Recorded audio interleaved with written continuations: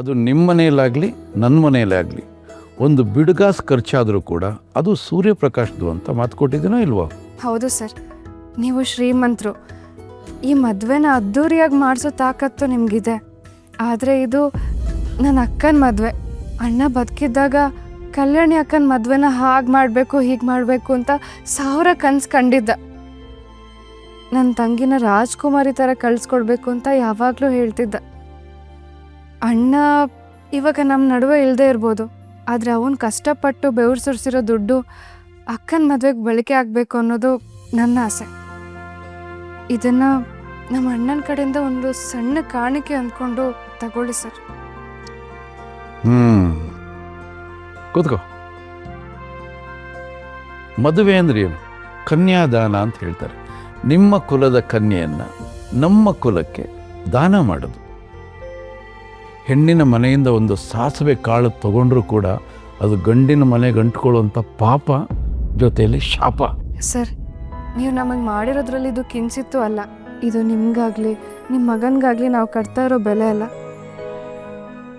ನಮ್ಮ ಕಡೆಯಿಂದ ಕಾಣಿಕೆ ಅಷ್ಟೇ. ಕಾಣಿಕೆಯಾಗಿ ನಿಮ್ಮ ಅಕ್ಕನೇ ಈ ಮನೆ ಸೊಸೆಯಾಗಿ ಬರ್ತಾ ಇದ್ದಾಳಲ್ಲ ಮಗಳೇ, ಇನ್ನೇನು ಕೊಡಬೇಕು?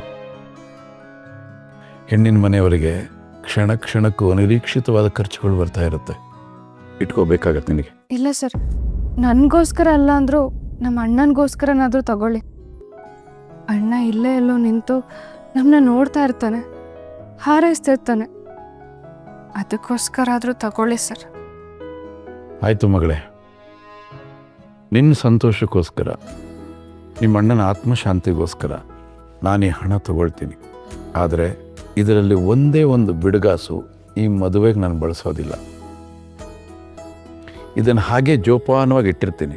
ನಿಮ್ಮ ಅಕ್ಕ ಇಲ್ಲಿ ಬಾಳ್ವೆ ಮಾಡೋಕ್ಕೆ ಬರ್ತಾಳಲ್ಲ, ಬಂದಾಗ ಇದನ್ನು ಅಣ್ಣನ ನೆನಪು ಅಂತ ನೋಡ್ತಾ ಇರಲಿ. ಅವಶ್ಯಕತೆ ಇದ್ದಾಗ ತಗೊಂಡು ಅವಳು ಬಳಸ್ಕೊಳ್ಳಿ. ಓಕೆನಾ? Thank you sir. ನಾನಿನ್ನು ಬರ್ತೀನಿ. ಆಯಿತು ಮಗಳೇ, ದೀರ್ಘಾಯುಷ್ಮಾನ್ ಭವ. ಏ ಮಗಳೇ, ಅಲ್ಲ ನೀನು ನಮ್ಮ ಅಂಗಡಿ ಕೆಲ್ಸಕ್ಕೆ ಬರ್ತೀನಿ ಅಂತ ಹೇಳಿದೆ. ಆ ಕೆಲಸ ಖಾಲಿ ಇದೆ, ನೀನು ಬಂದೇ ಇಲ್ಲ. ಅಕ್ಕನ ಮದುವೆ ಕೆಲಸ ತುಂಬ ಇದೆ ಸರ್, ಅದೆಲ್ಲ ಮುಗಿಸ್ಕೊಂಡು ನಾನೇ ಬಂದು ಜಾಯ್ನ್ ಆಗ್ತೀನಿ. ಆಯಿತು, ಹೋಗ್ಬಿಡ್ ಬಾ.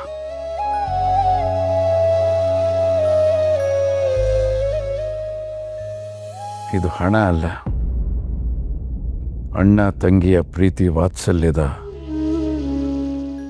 ಅದ್ಭುತವಾದಂಥ ಒಂದು ಬಂಧ.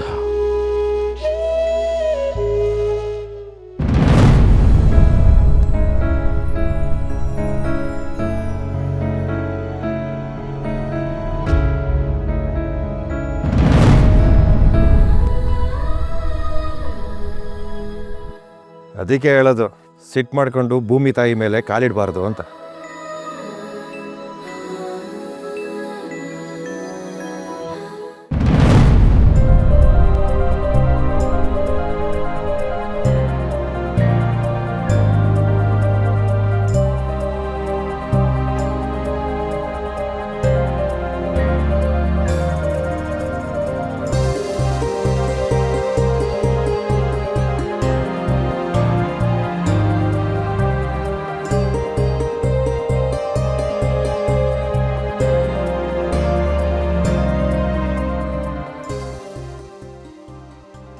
ಹುಷಾರ್ ಕಣ್ರಿ, ರೋಡಲ್ಲಿ ಆಟೋ ಓಡಿಸ್ತಾ ಇರ್ತೀರಾ, ನೋಡ್ಕೊಂಡು ಓಡಿಸಿ.